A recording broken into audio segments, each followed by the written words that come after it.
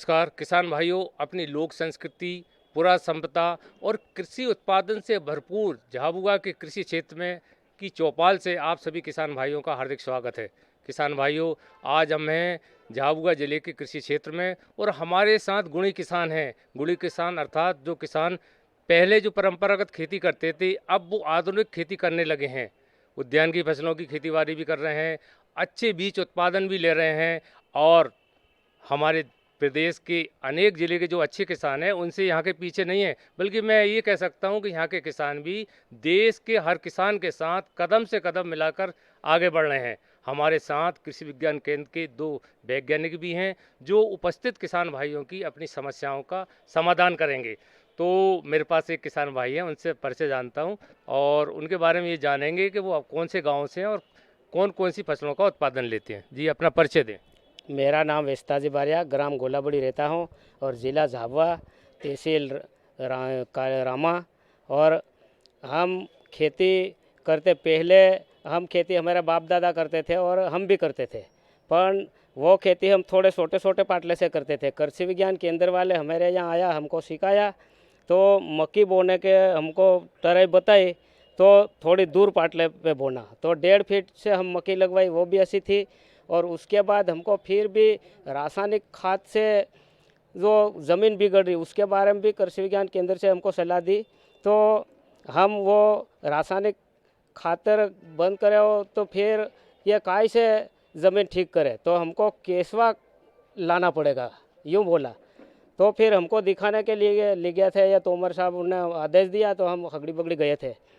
1-1 kilo Kesve हमको दिए थे, तो उस केसवे को ला के हमने पाला था और फिर 2 गड्ढे बनवाए थे। उस 2 गड्ढे में वो केसवा पाला और ज़्यादा हो गया तो हमने बेचे भी खरे। 1.5 लाख के केसवे बेचे थे मैंने, और खाद भी मेरी ज़मीन में भी लगाया था और फिर मैं थोड़ा थोड़ा खाद भी बेचा था, और 60,000 का खाद भी बेचा था। उसके बाद फिर हमारे खेत में भी लगाया, और मैंने प्याज भी जैविक लगाए थे, वो भोपाल तक प्याज भी गए थे और पास हुए थे। और मेरे को वहाँ अलीराजपुर ज़िला बना नया, उसमें मेरे को एक नारियल साल वहाँ कलेक्टर साहब ने दी थी। तो यहाँ सलाह कृषि विज्ञान में आने से हमको सलाह मिलती है, और हमारे आदिवासी भाइयों ने थोड़ी शिक्षत आती है, और पहले हमको ये नहीं था, और अभी ये रासायनिक खाद है नहीं वो डाल रहे, हमारी ज़मीन बिगड़ने लग गई, तो धीरे धीरे हमको जैविक में आना पड़ेगा। इतना मेरा कहना है। सब भाई को राम राम। आपको भी राम राम। और आपको कलेक्टर साहब ने सम्मानित किया, दूरदर्शन केंद्र भोपाल भी आपको सम्मानित करता है। आपके इन जो अथक प्रयासों से आप खेती बढ़ा रहे हैं और ये प्रेरणा है हमारे किसान भाइयों को। हम एक और किसान भाई से मिलते हैं, आपका परिचय दें। मेरा नाम रमेश सोयड़ा, मैं वागलावाट गांव से कृषक हूं और यहाँ कृषि विज्ञान से कई वर्षों से जुड़ा हूं और कई ट्रेनिंगें करी, और इनके माध्यम से किसानों को भी कई ट्रेनिंग करवाई है मैंने। और अभी तो जैसे वेस्ता भाई ने बताया कि छोटे छोटे पाटलों में बोते थे तो उत्पादन नहीं होता था, और अभी इससे हमको बड़े बड़े पाटले में बोने लगे और आधुनिक खेती से हमको बहुत फ़ायदा होने लगा है। और हाँ जी जी, आप देख रहे हैं कि झाबुआ जिले के किसान आधुनिक तकनीक से भी जुड़ रहे हैं, मोबाइल से सीधी बात करते हैं। अभी जो हमारे किसान भाई उन घर से फ़ोन आया, उनसे बात करने लेते हैं। आप ये बताएं कि जो आपने पाटला बोला, ये क्या होता है? सर, ये दूरी पाटला मतलब दूरी जो गैपिंग पौधे से पौधे की दूरी, उसको पाटला बोलते हैं हमारी भाषा में। आपके गांव में भूमि किस प्रकार की, पहाड़ी या ढालू है या समतल है? सर, ढालू है, ढालू है, पहाड़ी है और जंगल जैसा है। तो वहाँ पे कौन सी वैरायटी लगाने से क्या क्या होता है, और कौन सी अपने क्षेत्र और अनुकूल मौसम के अनुकूल कौन सी फसल लगाना चाहिए, ये कृषि विज्ञान ने सिखाया है हमको। बिल्कुल बिल्कुल। इनका ये कहना है कौन कौन सी ऐसे मौसम में ऐसी भूमि पे कौन कौन सी फसलों को लगाना चाहिए, इसका समाधान सिंह साहब से जान लेते हैं। सिंह साहब बताएं। चूँकि यहाँ पे हमारे झाबुआ ज़िले की भूमि ढालू है, और इस पे चूँकि फसलों को लगाने की सलाह हम लोग देते हैं, जैसे मक्का है, कपास की खेती है, और चूँकि चना भी लगाते हैं, गेहूँ भी लगाते हैं। अब तो हर तरह की फसलें होने लगी है, पहले सारी फसलें नहीं होती थी, लेकिन अब हमारे किसान भाई हर तरह की फसलें उगाने लगे हैं। चूँकि उस तरह की ड्रिप की व्यवस्था करके पानी पहुँचा ले रहे हैं अपने दूर दूर तक, और पानी की व्यवस्था कर ले रहे हैं, इससे खेती अच्छी हो रही है। चूँकि पहले संभावनाएँ कम होती थी, लेकिन आधुनिकता के हिसाब से ट्रेनिंग और डेमोन्स्ट्रेशन के माध्यम से इनको सिखाया गया और बताया गया, तो काफ़ी देख करके ये लोग और खेती अच्छी कर रहे हैं अब। तो हमारे कृषि वैज्ञानिक किसानों के साथ हर समय साथ है, अभी भी साथ है। हम जिस चौपाल में कार्यक्रम कर रहे हैं और हम किसानों से हम बातचीत कर रहे हैं, विचारों को साझा कर रहे हैं, तो उन्होंने बताया कि कैसा क्या करना चाहिए। एक और किसान भाई, उनसे मिलते हैं। आपका परिचय? मेरा नाम मुकेश बामनिया है और मैं ग्राम सूत्रेटी से हूँ और तहसील थानला और ज़िला झाबुआ। हम अभी कृषि विज्ञान केंद्र झाबुआ से जुड़े हैं, कम से कम 10 साल हो गए हैं। तो हमें समय समय पर खेती किस तरह करना है और हम यंग छोरों को किस तरह, जो अभी सरकार ने एक जैविक खेती पर ज़्यादा ध्यान देना है, तो हम यंग छोरों को ज़्यादा से ज़्यादा प्रशिक्षण करवा रहे हैं केवीके के माध्यम से, ताकि वो आने वाले कल में हमारा मतलब जैविक का खेती करने का उद्देश्य है, तो उस तरह से हम यंग लड़कों को किस तरह से खेती में आगे मोटिवेट कर सकते, समय समय पर प्रशिक्षण लेते हैं कृषि विभाग केंद्र में आकर। और हमें अभी तक हम खेती बाड़ी तो हम सभी प्रकार करते हैं, लेकिन इसमें हम ज़्यादा से ज़्यादा सब्जी भाजी करते हैं, तो उसमें हमें एक यहाँ से बेनिफिट मिलता है कि हम किस मकड़ी के लिए कौन सी दवाई का उपयोग करें, वो हम यहाँ पर प्रशिक्षण में आके प्राप्त करते हैं, ताकि हमारे यहाँ के जो सर लोग हैं, वैज्ञानिक सर, वो हमें बता दें कि आप लाल मकड़ी इसको किस तरह से आप ख़त्म कर सकते हो। और इस टाइप से हमें अन्य जैविक की दवाएं भी बताई जाती है के कृषि विज्ञान केंद्र से। तो इस प्रकार से हम प्रशिक्षण लेके और जैविक खेती का ज़्यादा से ज़्यादा उपयोग कर रहे हैं अभी सर हम। धन्यवाद। तो नौजवान छोरे, अर्थात नौजवान जो हमारे भाई हैं, बच्चे हैं, वो कैसे खेती कर रहे हैं, इसके बारे में आपने जाना। और किसान भाइयों से मिलते हैं। आप कहाँ से आए? सुतरेटी से सर। जी। आपका नाम बताएं। रतन बामनिया। क्या खेती करते हैं आप वहाँ? सब्जी भाजी करते हैं सर जी। खुश हैं? खुश हैं सर। राम राम। अपना परिचय दें, आप बताएं। मेरा नाम अनिल पाल है, ग्राम सुतरेटी, तहसील थाना, जिला झाबुआ से हूँ। और हम भी खेती करते हैं, और जैसे कि कपास है, सोयाबीन है, और फिर सब्जी भाजी भी करते हैं बस। इस समय वर्तमान में कौन सी फसल ले रहे हैं, और आप तो कहाँ तक आपने पढ़ाई की है और खेती आप क्यों कर रहे हैं? कुछ लोग तो नौकरी की ओर झुकाव है, खेती में फ़ायदा लगता है आपको? सर कुछ हद तक तो बेनिफिट भी है। अभी जैसे कि बहुत सारे मतलब क्या बोलना चाहिए, नहीं, आप हमें ये बताएं कि पढ़ाई का उपयोग आपने खेती में कैसे किया? पढ़ाई का उपयोग सर इसमें बेनिफिट भी है, और जैसे कि अभी बहुत बेरोजगारी बढ़ रही है, बेरोजगारी के कारण भी मतलब आप बात करें मोबाइल में, तब तक हम दूसरे किसान भाई से बात कर लें। और कौन किसान? हाँ, अपना परिचय दें। सर मेरा नाम रामू देवल है, मैं ग्राम चैनपुरा से हूँ, तहसील मेघनगर, जिला झाबुआ से है। हम समय समय पर केवीके पर ट्रेनिंग प्रशिक्षण रहता है। तो पहले हमारे बाप मतलब पिताजी भी आते थे, पर अब वो दूसरे काम में व्यस्त है, तो हम आते हैं। तो उनको क्या, वो ज़्यादा पढ़े लिखे नहीं रहे, तो उनको ज़्यादा समझ में नहीं आता, तो फिर हम आते हैं, अलग अलग ट्रेनिंगें मिलती है, कैसे खेती की जाती है, कैसे नहीं, और जैविक खेती बढ़ाने के लिए। तो हम यहाँ पे ट्रेनिंग लेते हैं घर में, गांव में जाके। हमारे गांव में हमारे यहाँ जैसे पशु भी रहते हैं, तो जैविक खेती करते हैं। तो जैविक खेती से हम फल या सब्जी भी उगा रहे हैं, तो और रासायनिक का प्रयोग हम कम कर रहे हैं।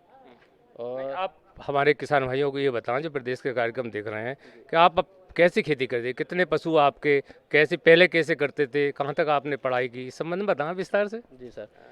सर मैंने बीए कर रखी है, और नौकरी के लिए तो हमने ज़्यादा अप्लाई नहीं करा है, और किसानी में ज़्यादा इंटरेस्ट है हमको। तो हमने, मेरे घर पे एक बगीचा भी है, उसमें 50 आम के पेड़ हैं और 40 एक नींबू के पेड़ हैं। पहले क्या मक्का और कपास ज़्यादा करते थे, पर हमने सोचा कि इसमें क्या बेनिफिट ज़्यादा नहीं है, तो हम फलोद्यान की ओर जा रहे हैं। तो जिससे हमको फ़ायदा भी अच्छा हो रहा है, और घर के फल हैं, स्वादिष्ट भी अच्छे रहते हैं। और हम यही किसानों को, दूसरों को भी बताना चाहते हैं कि रासायनिक खाद का उपयोग कम करें और जैविका करें, ताकि अपना स्वास्थ्य भी ठीक रहे जी। और आय का भी स्रोत बढ़ेगा। आय का स्रोत बढ़ेगा, ये मुख्य बात हमारे नौजवान किसानों ने की है। किसान भाइयों, झाबुआ जिले के नौजवान किसान पढ़ लिख कर खेती बाड़ी कर रहे हैं। वो ज़माना बीत गया है जब हमारे किसान भाई ये सोचते थे वही पुरानी पद्धति से करें। अब नई पद्धति से हमारे किसान भाई खेती कर रहे हैं, पढ़ लिख भी रहे हैं, वो बढ़िया खेती कर रहे हैं और आय के साधन बढ़ा रहे हैं। हमारे साथ एक विशेषज्ञ हैं, उनसे जानना चाहेंगे कि अगर अच्छे बीज उत्पादन हमारे किसान भाई करें, तो अभी रबी मौसम के लिए क्या करना चाहिए? किसान भाइयों को अभी रबी मौसम में विशेष ध्यान ये देखना है, बीज अच्छी शुद्ध वैरायटी लगा के लगाएंगे तो अच्छा से अच्छा बीज कमाएंगे, क्योंकि 15 से 20% उत्पादन बढ़ा सकते हैं बीज उत्पादन कार्यक्रम करने से। किसान भाइयों को सबसे पहले बीज लेते समय विशेष ध्यान दे रहना है कि बीज कहाँ से खरीदा जाए। बीज खरीदने में उसमें टैग लगा रहेगा, उसकी बीज लेना है, बहुत ज़रूरी है, क्योंकि आजकल नकली बीज भी आने लगा है। किसान भाइयों को बीज लेंगे तो बीज के दोबारा सही किस्म का बीज मिलेगा। और हमारे झाबुआ ज़िले में पानी थोड़ा कम है, तो ऐसी भी किस्मों का चयन करें जिसका उत्पादन बीज में अच्छा मिले। आज वे गेहूं की वैरायटी जैसी है, असिंचित है, उनकी अर्षिता है, अमृता है, ये वैरायटी का चयन करें। जिसके पास 5 पानी का है उनमें हमारे GW 322 है, HI 1544 है, 322 है, ये वैरायटी को चयन करें जिससे उत्पादन अपना बढ़ा सकते हैं। दूसरी बात है, किसान हमारे बीज बो रहा है तो हमारे झाबुआ ज़िले के किसानों के लिए, क्योंकि बीज में बहुत ज़्यादा खर्चा करते हैं किसान, तो स्वयं हमारा बीज बनाए जिससे किसानों को अधिक से अधिक लाभ मिले। और क्योंकि बीज में खर्चा कम करेंगे तो आपको लागत में कम खर्चा आएगा, इसलिए बीज हमारा स्वयं बनाए। और बीज बनाने के लिए कोई ज़्यादा सावधानी की आवश्यकता नहीं है। हमारे 1 एकड़ में बीज बना ले, 2-3 साल तक उसका बीज के रूप में करेंगे तो हमारा बीज का पैसा बच जाए किसान भाई, इसलिए विशेष ध्यान दें किसान भाई। धन्यवाद। बिल्कुल किसान भाइयों, हमारे शास्त्रों में कहा है सुविषम सुक्षेत्र जायते संपदति, अर्थात अच्छे बीजों को अच्छी भूमि में बोकर अच्छा उत्पादन लें। इसलिए बीज उत्पादन की तकनीक भी आप अपनाएं। और नौजवान किसान हैं, उनसे भी मिलते हैं, बात करते हैं। आप बताएं भैया, कहाँ से आए हैं, आपका क्या नाम है? दिनेश भूरिया है, गांव सुतरेटी, तहसील थानला, जिला झाबुआ। जी जी। आपके पास खेती बाड़ी कितनी है? 4-5 बीघा है। 4-5 बीघा है। उस 4-5 बीघा में क्या आप उत्पादन ले रहे हैं? पहले क्या करते थे आपके पिताजी, अब आप कैसी खेती कर रहे हैं? पहले पिताजी खेती करते थे, अभी भी पिताजी हम भी खेती करते हैं। सहयोग कर रहे हैं, पूरा बताएं। सोयाबीन मक्की वगैरह करते हैं।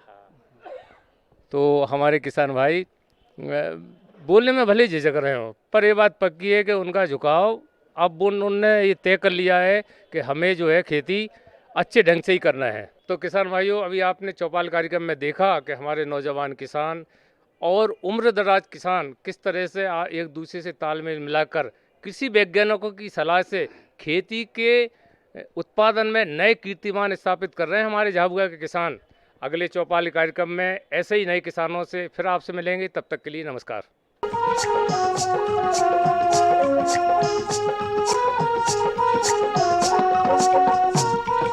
किसान भाइयों, आज हम मौजूद हैं भारतीय कृषि अनुसंधान परिषद एवं भारतीय कृषि अनुसंधान संस्थान के क्षेत्रीय अनुसंधान केंद्र इंदौर में।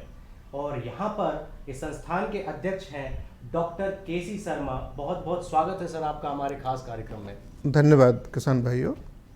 डॉक्टर साहब, हमारे किसान भाई जानना चाहेंगे कि आपका केंद्र जो है वो गेहूं की नई जातियों के विकास के लिए जाना जाता है, तो आप केंद्र के बारे में हमारे किसान भाइयों को बताइए।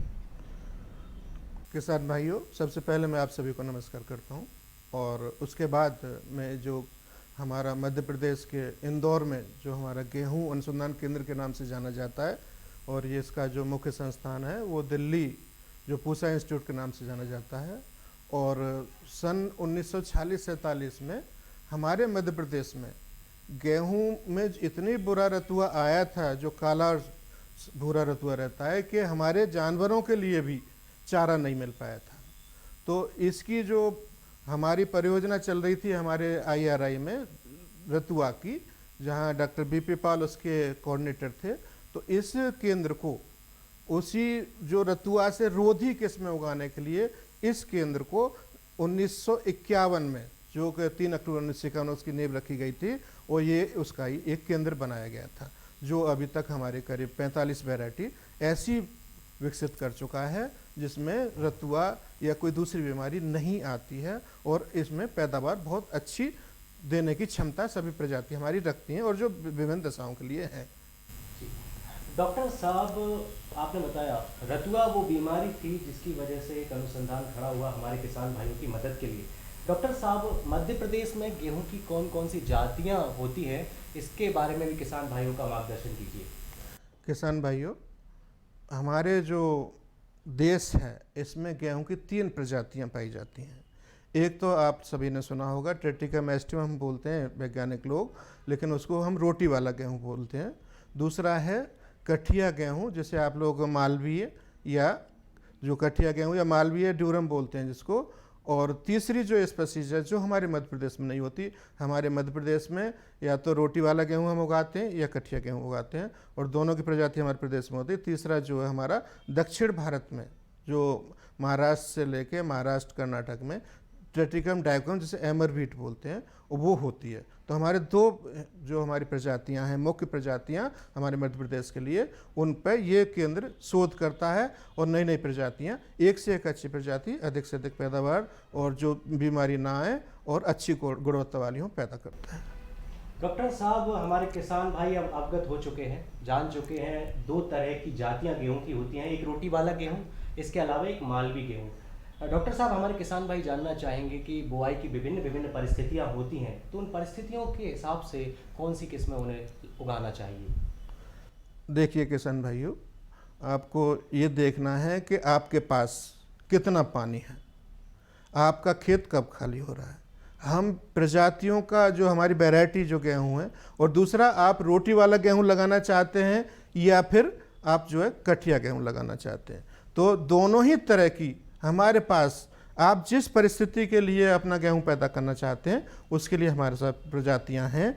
और जैसे आपके पास दिसंबर में ही पानी ख़त्म हो जाता है, जनवरी पानी ख़त्म हो जाता है, तो उसके लिए प्रजाति अलग हैं। जैसे हमारी HI 1500 है, जो कि आप एक बार अंकुरण अगर हो गया तो आपको पैदावार देगा। या फिर आपको पास कठिया गेहूँ बोना है तो उसके पास के लिए भी हमारे पास वैरायटी हैं। समय से के लिए, अगर आपका समय से खेत खाली हो रहा है उसके लिए अलग हैं। अगर आपका देर से खाली हो रहा है, तीसरी परिस्थिति आती है कि आपने आलू बो रखा है, अरहर बो रखी है, धान बो रखा है, आपका खेत देर में खाली हो रहा है, वो दिसंबर में खाली हो रहा है या जनवरी के शुरू में खाली हो रहा है, तो उसके लिए प्रजाति अलग हैं। और कृपया किसान भाई ये ध्यान रखें कि आप परिस्थिति के अनुसार ही वैरायटी की जो हमारी प्रजाति है उसकी चुनाव करें, और जो भी आपको इसमें चाहिए वो हमारे पास उपलब्ध है। अलग अलग प्रजातियां हैं, और ये ध्यान रखें कि आपके पास पानी कितना है, हमें अवश्य बताएं कि पानी कितना, उसी के अनुसार वैरायटी लें, उसी के अनुसार अपना तारीख जो है बोने की तारीख का चुनाव करें।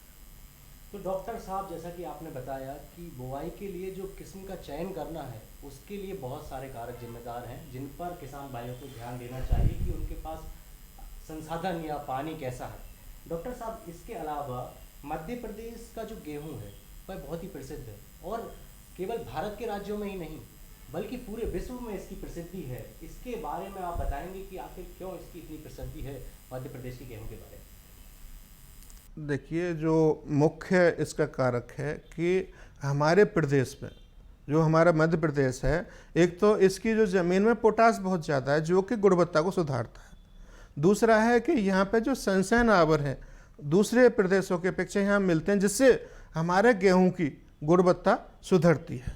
तो ये देखेंगे आप, जैसे हम लोग कहते हैं कि हमारी चंदौसी है, सरबती है, लेकिन दूसरे प्रदेशों में या दूसरे देशों में इसको MP व्हीट के नाम से जाना जाता है, क्योंकि यहाँ की गुणवत्ता बहुत अच्छी है। और हम लोग इसको जो है मध्य प्रदेश में हमारे जैसे रोटी वाला गेहूँ है उसको चंदौसी सरबती कहते हैं। दूसरा हमारा जो ड्यूरम व्हीट है उसको हम लोग कठिया या मालवीय देते हैं, ये हमारे लोकल नाम है, लेकिन हमारा जो दूसरे प्रदेशों में या सब जगह जो खाया जाता है, पसंद किया जाता है, क्योंकि इसकी रोटी मुलायम होती है काफ़ी हमारे यहाँ के गेहूँ की। और देखा जाए तो अगर आप ध्यान से खाएंगे चपाती को, मुलायम के साथ साथ थोड़ा बहुत उसमें मीठापन भी आता है जो दूसरे किसी प्रदेश में नहीं आता है। इसलिए हमारे यहाँ के गेहूँ को पूरे हिंदुस्तान में ही नहीं दूसरे देशों में पसंद किया जाता है। डॉक्टर साहब, आज का जो किसान भाई है या गेहूं जिसको आखिर में खाना है, दोनों ही गेहूं की गुणवत्ता से समझौता नहीं करने वाले हैं, करना नहीं चाहते हैं। तो ऐसे में गेहूं की गुणवत्ता कैसे इससे संबंध रखती है, इसके बारे में मेरे किसान भाइयों को बताइए। देखिए, आपने बहुत ही समसामयिक प्रश्न किया है और ये आज सही बात है, क्योंकि हमारा देश, जैसे कि हमारे प्रधानमंत्री महोदय ने भी अभी कहा था छाती ठोक के कि हम पूरे संसार को गेहूं खिलाने की स्थिति में हैं, हमसे डिमांड करें और हम पूरे देश संसार को खिला सकते हैं।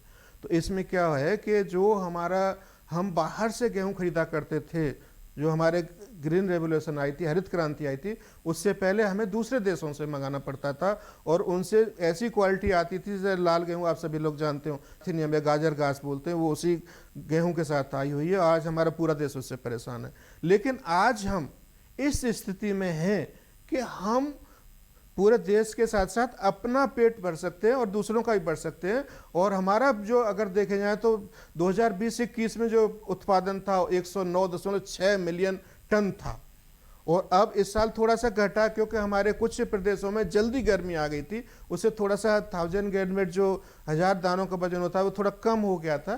तो 106 मिलियन टन फिर भी है, जो कि हमने जो 2025 के लिए टारगेट फिक्स किए थे वो हमने 2001 में ही मतलब हमने उसको पा लिया था और ये भी प्रोडक्शन अच्छा है और हमें कर सकते हैं। और अभी हमारे वैसे अगर हम विश्व स्तर की बात करें तो 2004 से ही जो हमारे विकसित देश हैं वो गुणवत्ता की बातें करने लगे थे और उन्होंने बहुत सारा काम इस पर किया था।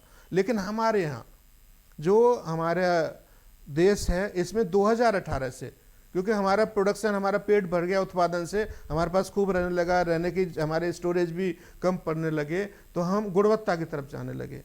तो अब क्या हो रहा है कि गुणवत्ता में मुख्य रूप से 4 पे हम ध्यान दे रहे हैं। एक प्रोटीन, दूसरा है हमारा जो येलो पिगमेंट होता है जो आँखों के लिए बहुत अच्छा रहता है, तीसरा जैसे आयरन है जिसको हम लोग कहते हैं एनीमिया, इसी कमी से आता है। तो आयरन, क्योंकि आयरन पहले जो है 28 से 32 तक ही रेंज रहती थी अच्छी वैरायटियों में, लेकिन अब जो है, और जिंक की भी इतनी रहती थी, अब जो भी प्रजाति में हमारा जिंक और आयरन 40 ppm से ज़्यादा है उसको हम गुणवत्तापूर्ण मान लेते हैं।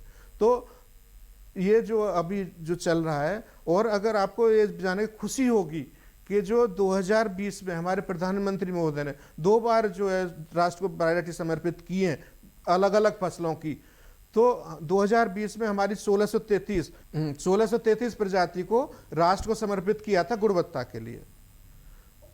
उसके बाद जो है 1600, अभी जो पिछले साल जो सितंबर में प्रधानमंत्री महोदय ने, उसमें भी हमारी 2 प्रजाति हैं जिनमें एक HI 8823 और जिसे हमने पूसा प्रभात नाम दिया है, और जो 1633 थी उसको हमने पूसा बाड़ी नाम दिया था, और एक दूसरी पूसा वकुला है जो इस बार किसानों के पास पहली बार पहुंचेगी और ये भी प्रधानमंत्री महोदय ने राष्ट्र को समर्पित की है। तो हमारी 3 वैरायटी राष्ट्र को समर्पित गुणवत्ता के रूप में हो चुकी हैं, जिनमें 40 ppm से ज़्यादा जिंक आयरन होता है, वो गुणवत्ता में होती हैं। और अभी 2018 से हम लोग गुणवत्ता की तरफ जाने लगे हैं और आजकल सभी फसलों में इस पर ध्यान दिया जा रहा है। तो डॉक्टर साहब, आपने गुणवत्ता के बारे में बताया, इसके अलावा हमारे किसान भाई अब जानना चाहेंगे कि गेहूं की जो किस्में हैं वो केवल ना हमारे प्रदेश में जो आपके संस्थान ने निकाली हैं, बल्कि वो अन्य प्रदेशों में भी प्रचलित हैं। इसका कारण क्या है, इस बारे में भी प्रकाश डालिए।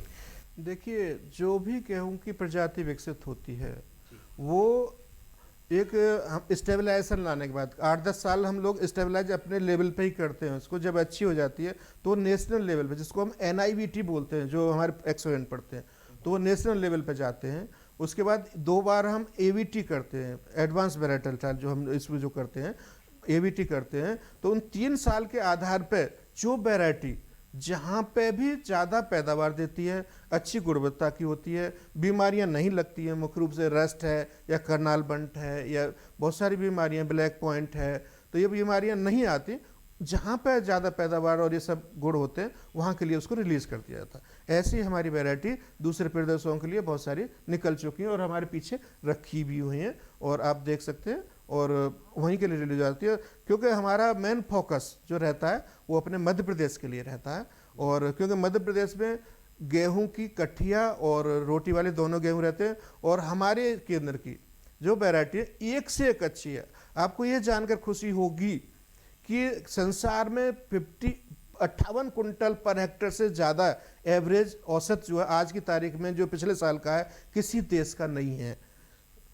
इंग्लैंड में है, अगर खाली इंग्लैंड का देखें तो उसका है थोड़ा ज़्यादा, लेकिन अभी जो अपने मध्य प्रदेश सरकार ने जो अभी अगस्त में ही डेटा जो आंकड़े प्रस्तुत किए हैं, उसमें अपने इंदौर का जो औसत है वो 60.1 कुंटल पर हेक्टेयर है, जो पूरे जिले का है। इसका मुख्य कारण है कि क्योंकि हमारा काम है वैरायटी विकसित करना, और जो दूसरी एजेंसी होती है उनका काम होता है कि किसानों तक पहुंचाना। हम लोग भी पहुंचाने की कोशिश करते हैं। जहाँ जहाँ हमारी वैरायटी पहुंच गई हैं वहाँ बहुत अच्छी अच्छी पैदावार हो, चाहे होशंगाबाद हो, चाहे हरदा हो, चाहे अपना इंदौर हो, चाहे हमारा और भी जो हैं प्रदेश के जो ज़िले हैं, काफ़ी अच्छी पैदावार वो ले पा रहे हैं। जबकि हमारे यहाँ पानी की कमी है, लेकिन हमने पानी के अनुसार ही प्रजाति डेवलप की है। और आपको ये भी जानकर खुशी होगी कि जो हमारी प्रजाति हैं, अभी भारत सरकार 2018 से इसमें हुई है। अगर आप हमारी पुरानी वैरायटीज़ को देखें तो हमारी वैरायटी पहले से ही बायो फोर्टिफाइड और ये जो गुणवत्ता में पहले से ही उन जो हमारे मानक इस तरह फिक्स किए गए उनसे ऊपर आ रही है। और आपको हम इसमें जो वैरायटी मेरे सामने रखी हुई हैं और जो भी है गुणवत्ता में पहले से ही है, हम पहले से ही गुणवत्तापूर्ण प्रजातियों का चयन कर रहे हैं और निकाल रहे हैं यहाँ से नई नई प्रजातियाँ, और हर कंडीशन के लिए हैं, ड्यूरम की भी और रोटी वाले की। तो डॉक्टर साहब, मध्य प्रदेश के सभी जिलों में गेहूं का उत्पादन अच्छा खासा है, और जैसा कि डॉक्टर साहब ने बताया, हमारे किसान भाइयों के पास संसाधनों की कमी रही है, पानी की कमी रही है, लेकिन उन चुनौतियों से निपटने के लिए भारतीय कृषि अनुसंधान परिषद बिल्कुल तैयार है। और हमारे जो रिसर्च स्टेशंस है, जो रिसर्च अनुसंधान केंद्र हैं, वो पूरी मेहनत कर रहे हैं ताकि अच्छी से अच्छी वेराइटीज़ वो निकालें। इन जो कमियां है, रिसोर्सेज की कमियां है, संसाधनों की कमियां हैं, उसके बावजूद हमारे किसान भाई उत्पादन कर सकें। डॉक्टर साहब, आपने कहा कि 60 कुंटल प्रति हेक्टेयर, मतलब औसत ये उत्पादकता बिल्कुल विश्व प्रसिद्ध हमारा मध्य प्रदेश का गेहूँ होने ही वाला है। डॉक्टर साहब, इसके अलावा जो मालवी गेहूँ है, जिसे आपने बताया जाति ड्यूरम, इसके बारे में भी हमारे किसान भाइयों को बताइए। देखिए, कठिया गेहूँ जो ड्यूरम बीट है, ये हमारे प्रदेश की स्पेशलिटी है। इतना न तो एरिया कहीं दूसरे प्रदेश में है, न उत्पादन है। और जो हमारी वैरायटी है, किसान भाई अगर देखें कि अभी हमें आप के बताएं कि हमारे पास एक पानी है, तो हम एक पानी हमारे पास, एक पानी दो पानी के लिए भी हमारे पास मालव कीर्ति उपलब्ध है। और एक अभी इसी साल अगर आप इसमें देखेंगे तो एक वैरायटी और निकल गई, HI 8830। ये जो इसमें HI 8830 दिख रही है, ये जो है एक दो पानी में ही पकने वाली है। दोनों वैरायटी जो इस साल हमारी निकली है इसकी कठिया गेहूँ की, ये दोनों ही एक दो पानी में भी उत्पादन अच्छा देने की क्षमता रखती हैं। रही बात दूसरे की, अगर किसी के पास पानी है तो आज अगर देखें तो हमारे पास पूसा मंगल, पूसा अनमोल, और जो पूसा अनमोल का HI 8737 है, और पूसा जो मंगल है उसका HI 8713 है। और जो पोषण है हमारी, जो हमारी दो वैरायटी पहले बहुत ज़्यादा पॉपुलर रह चुकी हैं, जैसे हमारी पोषण और मालव शक्ति से ही गेहूं देखा जाए, जो 1999 हमारी जो यहाँ से विकसित हुई थी, जो HI 8498, उसी से मालवीय गेहूं आया है, जो 5% से नीचे पहुंच गया था। आज वो 18% से भी ऊपर एरिया हमारे मध्य प्रदेश में हो गया है। तो इसका जो मालव शक्ति है उसको जाता है श्रेय। तो जो हमारी पोषण, जो हमारी पूसा तेजस है HI जो 8759, ये अगर पूसा तेजस को देखें, अगर मंडी में भी देखेंगे तो इंदौर की मंडी में या अपने धार की है या उज्जैन की है, ज़्यादातर ट्रॉली इसी की मिलेंगी। और ये बहुत ही अच्छे चमक है। और ये जो पोषण और जो मालव शक्ति है उन दोनों क्रॉस है, तो इसमें दोनों के गुण है। क्वालिटी हमारी पोषण से आई है और उसका दाने का साइज वगैरह और जो पैदावार है वो हमारी 8498 जो हमारी मालव शक्ति से उससे आई है। तो ये एक से एक अच्छी वैरायटी है। और मालव शक्ति इसके हमारी विश्व प्रसिद्ध है। अगर आप कहीं पे भी जाके, अगर आप संसार में कहीं बात करेंगे कि मालवीय गेहूं पे काम कहाँ हो रहा है हिंदुस्तान में, तो इसी केंद्र की बात करेगा। आप इंदौर चले जाइए, वहाँ पे IRI का रजिस्ट्रेशन है जो भीट या गेहूं अनुसंधान केंद्र के नाम से जाना था। आप चले जाइए, यहाँ पे आपको उसके बारे में पूरी जानकारी मिलेगी। और हमारी एक से एक अच्छी वैरायटी और लगातार निकल रही है। ऐसा शायद आपको हिंदुस्तान में कोई सेंटर नहीं मिलेगा इतने कम आदमियों में, और इतना अच्छा जो वैरायटी निकाल रहे हैं। और सभी की जो है नेशनल लेवल पर पहचान है, इंटरनेशनल लेवल पहचान है। तो जैसा कि डॉक्टर साहब ने बताया, आत्मविश्वास हमारे अनुसंधान केंद्रों में दिखता है। गेहूं की ऐसी वैरायटीज, अब जैसे कि डॉक्टर साहब आपने कहा कि गेहूं की किस्मों में पानी की वैसे आवश्यकता अधिक होती है, लेकिन मात्र 2 सिंचाई में भी गेहूं का अच्छा उत्पादन हमारे किसान भाई ले सकते हैं। विश्व स्तर पर हमारे गेहूं की प्रसिद्धि है। डॉक्टर साहब, इसके अलावा आपका जो केंद्र है वह उच्च गुणवत्ता वाले बीज के उत्पादन के लिए भी जाना जाता है। हमारे किसान भाइयों का मार्गदर्शन इस बारे में भी कीजिए। देखिए, मैं किसान भाइयों को थोड़ा सा ज्ञान देना चाहूँगा कि हमारी कुछ टेक्नोलॉजी भी दे दूं, ताकि गुणवत्ता की बात तो आएगी। और पहली है, किसान भाई, जो भी आपका नरवाई है उसको कोई न जलाएं, वो ही आपका पोषक तत्वों का बैंक है। उसे जलाने से हमेशा बचें और कोशिश करें, चाहे उसे खाद बना के डालें, चाहे रोटावेटर से उसमें मिलाएं, कैसे मिलाएं उसको न करें। दूसरी टेक्नोलॉजी हमारी है कि आप जो है सूखे में बुवाई करें। अगर आपके खेत में क्ले कंटेंट अगर आपने टेस्ट करवाया हो वो 60% से ऊपर नहीं है तो हमेशा सूखे बुवाई करें और उसके बाद पानी दें, ताकि एक समान अंकुरण हो सके, उसका उठाव भी अच्छा आ सके और आपको ऐसा ना हो कि कहीं दूसरे पानी में निकल रहा है, कभी कुछ होता है पहले पानी में निकलता है। अगर आप पलेवा करते हैं तो ये दिक्कतें आती हैं जो कि सूखे में बुवाई करने पर नहीं आती। दूसरा, किसान भाई, कुछ जिलों में देखा, जैसे हमारे हरदा है, होशंगाबाद है, यहाँ बीज 200-250 किलो प्रति हेक्टेयर तक डाल रहे हैं। हमारे केंद्र ने एक जो इसमें जो निकाला है, एक फॉर्मूला निकाला है, उस फॉर्मूले के तहत आप जो भी आपके 1000 दानों को वजन तोल के देखें, जितने भी ग्राम आए उतना किलो 1 एकड़ के लिए है। अगर हम उसमें 2.5 का गुणा कर देंगे, 2.5 गुणा कर देंगे तो हेक्टर के लिए हो जाएगा। और बीघे का तो मैं नहीं बताऊंगा, क्योंकि कहीं 4 का है, कहीं 2 का, 5 का है, इसलिए थोड़ा सा आप कंफ्यूज हो सकते हैं। हेक्टर से एकड़ से आप इसकी कर सकते हैं। तीसरा, क्योंकि हमारे क्षेत्र की जो मिट्टी है वो पोटास में रिच है, पोटास अच्छी मात्रा में है, तो हमारे जो फॉर्मूला जो हम लोगों ने निश्चित किया है वो एक जो 4:2 के अनुपात में नाइट्रोजन, फास्फोरस, पोटास का इस्तेमाल करें। नाइट्रोजन 4 भाग और फास्फोरस 2 भाग और पोटास 1 भाग। और क्योंकि कठिया गेहूँ थोड़ा ज़्यादा पोषक तत्व लेता है, इसलिए जो अभी हमारी वो है, हम कहते हैं 140, 60 और 20 हम रोटी वाले गेहूं में डालें, 140, 60 और 30 हम रोटी वाले गेहूं में डालें, और 150, 75 और 37.5 या 140, 70 और 35 हम कठिया गेहूं में उनका पोषक तत्वों का इस्तेमाल करें। और रही बात इसकी, क्योंकि हमारा जो प्रदेश है वो सोयाबीन गेहूं मुख्य रूप से उगाया जाता है, तो सोयाबीन थोड़ा सा सल्फर लवर क्रॉप है, वो सल्फर का ज़्यादा इस्तेमाल करती है, तो हम इसमें जिंक सल्फेट को इस्तेमाल कर सकते हैं 20 से 25 किलोग्राम प्रति हेक्टर हर तीसरे वर्ष। तो हमारे खेत में जिंक की कमी भी नहीं आएगी, फास्फोरस की भी नहीं आएगी। और अगर हम फास्फोरस को SSP सल्फर के रूप में दें तो हमारे सल्फर के साथ साथ फास्फोरस के साथ साथ सल्फर की भी पूर्ति हो जाती है। तो जैसा कि डॉक्टर साहब ने बताया, और डॉक्टर साहब ने हमारे किसान भाइयों से निवेदन किया है कि वो नरवाई ना जलाएं, क्योंकि नरवाई जलाने से मिट्टी में, मृदा में जो सूक्ष्म जीव हैं वो नष्ट हो जाते हैं डॉक्टर साहब, जो हमारी मृदा को बंजर बना देगा। इसके अलावा डॉक्टर साहब ने सूखी बुआई के बारे में हमारे किसान भाइयों का मार्गदर्शन किया, और उर्वरकों का संतुलित प्रयोग करना है। डॉक्टर साहब ने बताया, जैसे उन्होंने कहा कि 4:2:1 में नत्रजन, फास्फोरस और पोटास का उपयोग करना है। डॉक्टर साहब, इस सब के अलावा हमारे किसान भाइयों को आप कोई और संदेश देना चाहें तो? इसके साथ में ये और संदेश देना चाहता हूँ, क्योंकि मैंने जो बताया वो पूरे पानी वाली, जो आपने 120, 60 और 30 या 140, 70 और 30 35 बताया, वो था पूरे पानी वाली जो हमारी वैरायटी है।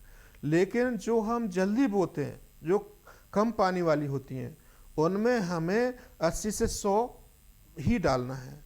और अगर हम देर से बो रहे हैं तो उसमें ध्यान रखना है हमको कि हम बीज की मात्रा, क्योंकि उसमें केले कम फूटते हैं, तो बीज की मात्रा 20 से 25% बढ़ा दें। अगर इसमें 100 डाल रहे हैं, 100 किलो प्रति हेक्टर यूज़ कर रहे हैं, प्रयोग कर रहे हैं, तो उसमें 120 करें। और जो हमारे उर्वरक हैं वो उनका इस्तेमाल फसल कम कर पाती है देर से बोने वाली, तो उसके लिए हमें इनको कम करना पड़ता है। 20 से 25% हम उर्वरकों की मात्रा कम कर दें। दूसरा, जो हमने डाला है, अगर हम कम पानी वाला है तो उसको, जो कम पानी वाला है उसको हम, अगर 1-2 पानी है, हमारे पास ऐसी प्रजाति भी है जैसे HI 1500 अमृता, जिसमें आप जो है एक बार अंकुरण लायक हमारी नमी होनी चाहिए खेत में। अगर अंकुरण हो गया तो वो पूरी बढ़ेगी, 110-120 सेंटीमीटर तक बढ़ जाएगी और पैदावार जो देती है, हालांकि पूरे सिंचाई वाले के बराबर नहीं देगी, लेकिन बहुत ही अच्छी गुणवत्ता का आपको दाना दे सकती है। कम से कम 20-25 कुंटल आराम से दे देती है प्रति हेक्टर का। दूसरा, कम पानी वाली भी हैं, जैसे हमारी हर्षिता है, या HI 1605 पूसा उजाला, जो हमारी लेटेस्ट वैरायटी है कम पानी में, 1 से लेकर 3 पानी तक में भी बहुत अच्छा दाना पकता है और बहुत अच्छी गुणवत्ता देती है। इनमें हमें जो है 80 से 100 हमें नाइट्रोजन डालना है, उसी रेशियो में 4:2 के में हमें दूसरे पोषक तत्व डालने। लेकिन किसान भाई ये भी ध्यान रखें कि पोषक तत्व जब हम डाल रहे हैं, फास्फोरस पोटास, क्योंकि हम जहाँ डाल देते हैं वहीं पड़े रहते हैं और वो खत्म नहीं होते ज़मीन से, लेकिन नाइट्रोजन एक ऐसा पोषक तत्व है जिसे हम एक साथ नहीं डाल सकते। तो उसको हमें, जो कम पानी वाली हैं उनमें 2 बार में, और जो ज़्यादा पानी वाली हैं उनको 3 बार में डालेंगे।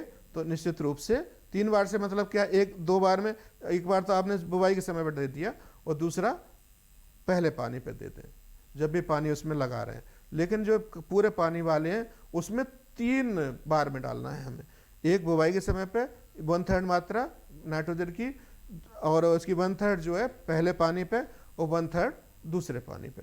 इस तरह से हमें इसको डालना है।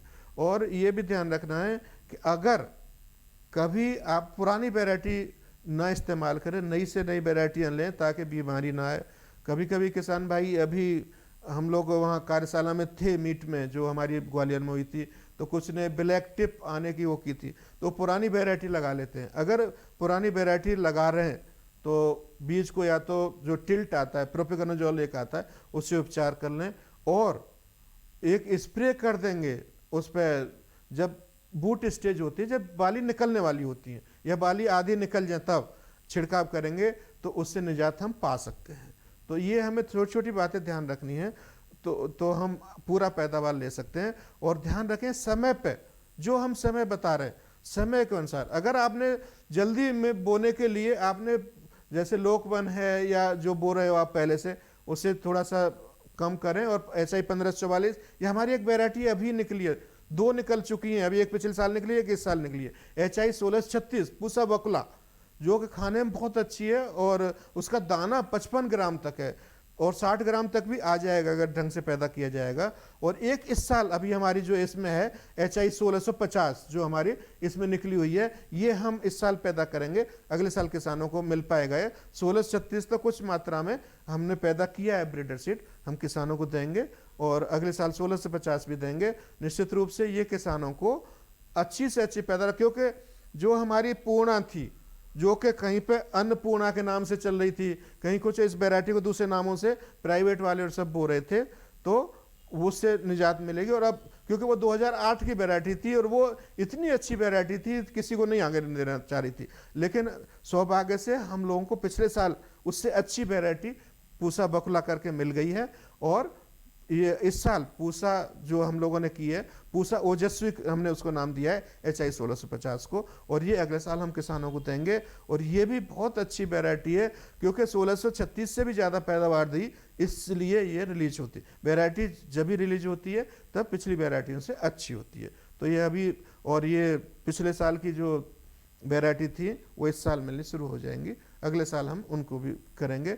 और दोनों तरह की वैरायटी, जैसा भी किसान भाई जो भी उनके पास संसाधन होंगे, हम उनको उसी अनुसार हमारी पैदा हो रही है। तो किसान भाइयों, अब हम जानेंगे कि कुछ किस्में होती हैं जो कम पानी चाहती हैं, कुछ किस्में होती हैं जो अधिक पानी चाहती हैं। तो कैसे हमारे किसान भाई सिंचाई का प्रबंधन करें, डॉक्टर साहब इस बारे में किसान भाइयों का मार्गदर्शन कीजिए।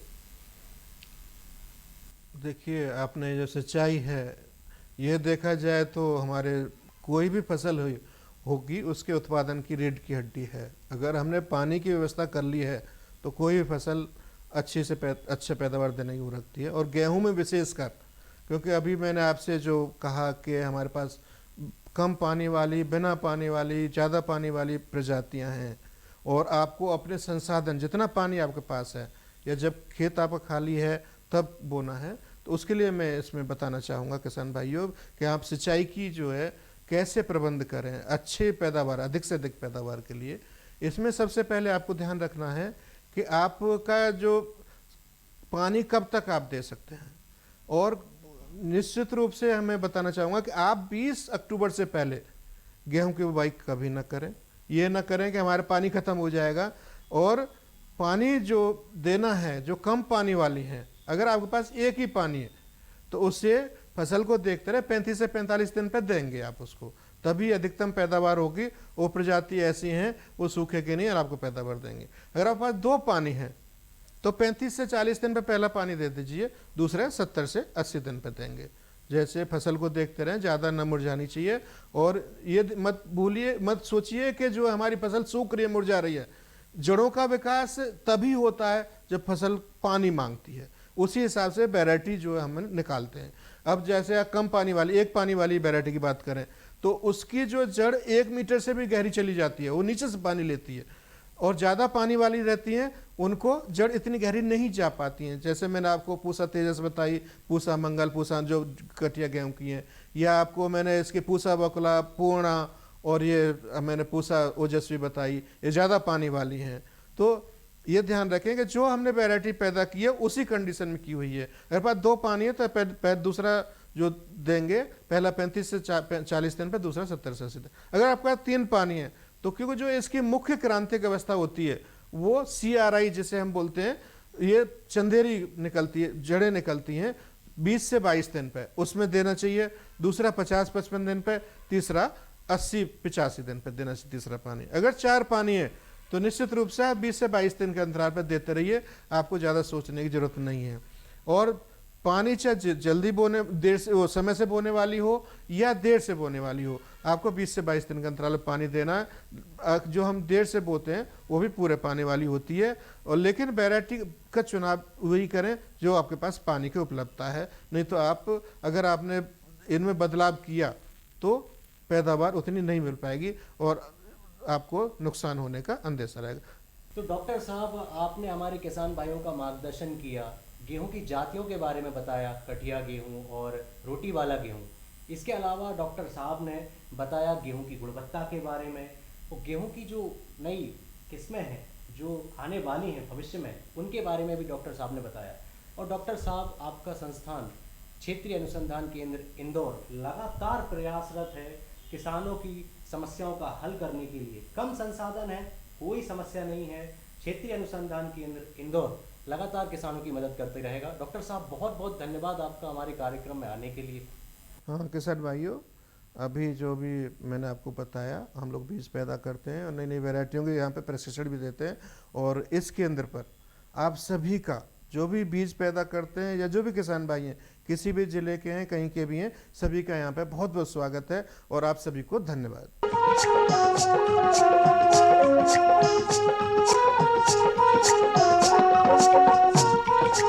किसान भाइयों नमस्कार। हम लोग कड़कनाथ हैचरी में खड़े हैं। हैचरी जैसे पता होता है कि मुर्गियां जब अंडे देती है उससे हम लोग चूजे निकालने की जो प्रक्रिया होती है उसको हम लोग हैचिंग कहते हैं। और ये जो प्रक्रिया है दो तरह के होते हैं। एक तो नेचुरल इनक्यूबेशन, जो प्राकृतिक तरीके से मुर्गियां अपने अंडे में बैठती है। लेकिन कड़कनाथ के में एक ख़ास बात ये होती है कि जनरली ये मुर्गियां अपने अंडों पे नहीं बैठती है, इसलिए इसकी जो संख्या है धीरे धीरे कम होती जा रही थी। इसलिए जो किसान भाई आप चाहते हैं कि हमें सतत अंडे मिले और चूजे मिले, तो उसको आपको छोटी मोटी हैचरी 10 अंडे से स्टार्ट होके 10,000 अंडे तक मिल जाते हैं। आपको मार्केट से मिल जाएगा। आपको घर में हैचरी रखने की ज़रूरत पड़ेगी। और ये जो हैचरी मशीन है वही काम करेंगे जो नेचुरली जो मुर्गियाँ अंडे सेती है, वो ये सेने वाली मशीन है। इसको हम लोग 2 पार्ट में डिवाइड करते हैं, यानी कि एक अंडे जब मुर्गियाँ देती है उसको हम लोग कलेक्ट करेंगे और मशीन में डालेंगे, तो वो 21 दिन के बाद उससे बच्चे निकलते हैं। ये जो 21 दिन की जो प्रक्रिया है इसको हम लोग 2 भाग में बांटते हैं। पहला होता है जब हम लोग 18 दिन तक उसको प्रत्येक 1 घंटे में टर्न करते हैं। इसमें ऑटोमेटिक टर्निंग लगा हुआ है। आप इसको जब भी अंडे रखेंगे उसका एक प्रॉपर टेम्परेचर, यानी 99 to 100 degree centigrade Fahrenheit temperature और 85% रिलेटिव ह्यूमिडिटी देते हैं। इस थर्मोस्टेट में इसको सेट करके लगभग 18 दिन तक हम लोग सेटर में सेट करते हैं। और ये 18 दिन के बाद हम फिर इसको क्या करते हैं, यहाँ पर हम लोग इसमें हैचर में ट्रांसफ़र करते हैं। हैचर में ट्रांसफ़र करने के बाद 4 दिन के बाद इससे जो अंडे से क्या होते हैं, बच्चे निकलना स्टार्ट हो जाते हैं। इन बच्चों को जब हम लोग बाहर निकालते हैं तो उसके पहला टीका होता है मेरेक्स डिजीज़ का। इन मेरेक्स डिजीज़ का टीका को हम लोग करके फिर हम लोग इसको सेल कर देते हैं। ये जो छोटी मोटी प्रक्रिया है, इसको समझने के लिए हम लोग स्टार्टिंग से हम लोग स्टार्ट करें। जब हम लोग अंडे कहीं से हम लोग कोई किसान भाई हम लोग हैचरी इस्टेब्लिश करना चाहते हैं तो आपको पेरेंट स्टॉक बनाने की ज़रूरत पड़ेगी। पेरेंट स्टॉक बनाने के लिए आप कृषि विज्ञान केंद्र या कोई ऐसे रेनॉन्ड हैचरी से आप ओरिजिनल कड़कनाथ चिक्स ले आइए। चिक्स को आपको 6 महीने तक उसको ग्रो करना पड़ेगा। 6 महीने के बाद वो अंडे में आएंगे। उसके बाद अंडे में आने के बाद हम उसको 10 मुर्गियों में से एक मुर्गे को रखेंगे एक साथ, और हम लोग डीप लिटर सिस्टम में रखते हैं। डीप लिटर सिस्टम मतलब ज़मीन के अंदर, ज़मीन में बुरादा बिछा देंगे, 1 सेंटीमीटर का लकड़ी का बुरादा रहता है, वहाँ पर चूना डाल देंगे और वहाँ पर रखेंगे। 6 महीने के बाद ये अंडे में आ जाएंगे। अंडे में आने के बाद इसके जो अंडे हम लोग महीने पर डे हम लोग 2 बार कलेक्ट करेंगे। इन अंडों को कलेक्ट करने के बाद हम लोग स्टोर रूम में रखते हैं। स्टोर रूम का टेम्परेचर 32 से कम यानी 24-21 डिग्री सेंटीग्रेड के आसपास होना चाहिए, यानी कि कूल वातावरण होना चाहिए। एसी की सुविधा है, ठीक है, नहीं तो आप कूलर भी लगा सकते हैं। ठंड के दिनों में आप आराम से 5 से 7 दिन तक आप अंडे को स्टोर कर सकते हैं। 5 दिन तक हमारे पास जितने भी अंडे आएंगे आप उसको मशीन में डालेंगे, फिर वही प्रक्रिया करेंगे। पहले हम लोग क्या करेंगे, सेटर में सेट करते हैं। सेटर में विशेष ध्यान देने की ज़रूरत पड़ती है। ये जो मशीन होते हैं प्रत्येक घंटे में टर्न करते हैं। इसके बाद जब हैचर में डालेंगे, सिंपल एक ट्रे लेंगे, ट्रे में हम लोग क्या करते हैं, उसको अंडे को रख देंगे, उसके बाद बच्चे निकलते हैं। ये जो प्रक्रिया है इसमें सबसे खास बात ध्यान देनी होती है सैनिटाइज़र और ये डिसइंफेक्टेंट। जो मशीन होते हैं जहाँ पर आप इसको रखते हैं, इसको विशेष सफाई की ज़रूरत पड़ती है। इसके लिए हम लोग क्या करते हैं, फ्यूमिगेशन करते हैं। फ्यूमिगेशन मतलब धुआं लगाना। धुआं लगाने के लिए हमारे पास 2 ऑप्शन रहता है। एक तो आप लोग मार्केट में लाल दवाई करके एक दवाई आती है जिसको हम लोग KMNA4 बोलते हैं, पोटासियम परमैंगनेट। इसको एक फॉर्मलिन लिक्विड के साथ मिला के मिट्टी के बर्तन में डालेंगे और पूरे पर्दे को बंद कर दीजिए और बाहर निकल जाइए। आधे घंटे के अंदर ये पूरा आपका घर जो है बैक्टीरिया फ्री हो जाएगा। उसके बाद आप इसमें कोई भी काम कर सकते हैं, यानी अंडे ट्रांसफ़र करना या अंडे को मशीन के अंदर रखना। इसके लिए अलग से आपको बहुत ज़्यादा मेहनत करने की ज़रूरत नहीं है। हाँ, अंडे में यदि आप जिस दिन कलेक्ट करते हैं उसमें कुछ गंदे पार्टिकल्स रहते हैं, उन पार्टिकल्स को साफ़ कपड़े से आप उसको गीले कपड़े से नहीं, सूखे कपड़े से उसको पोंछ के फिर आप मशीन में डाल दीजिए। क्योंकि क्या होता है कि जनरली हैचेबिलिटी की बात करें, 100 अंडे आप लोग रखेंगे, करीब अच्छा यदि आपका प्रबंधन रहा तो लगभग 100 के आसपास बच्चे, 80 के आसपास बच्चे निकल जाते हैं। 80% हैचेबिलिटी इसमें होती है। लेकिन यदि आपका मैनेजमेंट अच्छा नहीं है, टाइमली आपने इसको दवाई नहीं दिया या इसमें कोई बीमारी आ जाती है, तब आप देखेंगे कि इसमें हैचेबिलिटी पूरा डाउन हो जाता है। इसलिए हैचेबिलिटी को मेंटेन करने के लिए आपको वहीं पर वापस जाना पड़ेगा पेरेंट स्टॉक में। पेरेंट स्टॉक को प्रॉपर वैक्सीनेशन, 3 वैक्सीन पहले भी बताया था। रानी खेत का एक पहला डोज, दूसरा रानी को खेत का डोज 21 डेज में, तीसरा वैक्सीन हम लोग देते हैं पॉक्स डिजीज़ का। आप इस तीनों का वैक्सीन कराइए। और खान पान में सिर्फ आपको लेयर फीड देना है जो कि मार्केट में मिलता है। आप चाहे तो घर में भी बना सकते हैं, लेकिन अच्छा उपयुक्त यही रहेगा कि आप लोग मार्केट से लेयर फीड इसको खिलाना स्टार्ट करें। इसके बाद क्या होगा, कुछ मल्टीविटामिन्स मार्केट में मिलते हैं और कुछ लीवर टॉनिक्स भी होते हैं जो कि हम लोग रेगुलरली नहीं तो कम से कम 15 दिन के अंतर्गत हम लोग इसको खिलाना चाहिए। इसके साथ साथ एक चीज़ किसान भाई, एक चीज़ ज़रूर समझ लें, यदि आप अच्छा रिजल्ट चाहते हैं तो कड़कनाथ मुर्गियों को आप ग्रीन्स फीड देना स्टार्ट करिए। हमारे पास बहुत सारे ऑप्शंस हैं। सबसे बेस्ट जो ग्रीन फीड होता है वो होता है एजोला। हमारे KVK में लगा हुआ है, अभी आप देखेंगे जाके। एजोला एक ऐसा फर्न होता है जिसमें प्रोटीन्स होते हैं, खासकर जो अमाइनो एसिड्स होते हैं, प्रोटीन अमाइनो एसिड्स से बनते हैं। ये जो अमाइनो एसिड्स होते हैं लाइसिन और मिथियोनिन, ये प्रचुर मात्रा में उसमें मिलता है और आप कह सकते हैं कि बेस्ट प्रोटीन है इसके फीड के लिए। इसमें 2 फ़ायदा है, एक तो इसको में कोई बीमारी नहीं आएगी, दूसरा जो फीड कॉस्ट है आपको घट जाएगा, क्योंकि मैक्सिमम 60 से 70% जो कॉस्ट आता है कड़कनाथ को रियर करने में वो उसके फीड कॉस्ट में आता है। तो फीड कॉस्ट को कम करने का क्या तरीका है, सोजना या ड्रम स्टिक के पत्ते हैं आप उसको दे सकते हैं। पालक आपके आसपास है, मेथी आप लोग लगाते हैं बैकयार्ड में, जो किसान भाई लगाते हैं, आप मेथी को पत्ते को काट के भी आप इसको डाल सकते हैं। एजोला को आप लोग रेगुलर डाल सकते हैं। तो ये जो आप ग्रीन फीड जब इनकॉर्पोरेट करेंगे उसके फीडिंग में, तो क्या होगा, फीड कॉस्ट भी घटेगा और इसके अंदर हेल्थ भी बनी रहेगी। हेल्थ बहुत इंपॉर्टेंट पार्ट होता है कड़कनाथ में।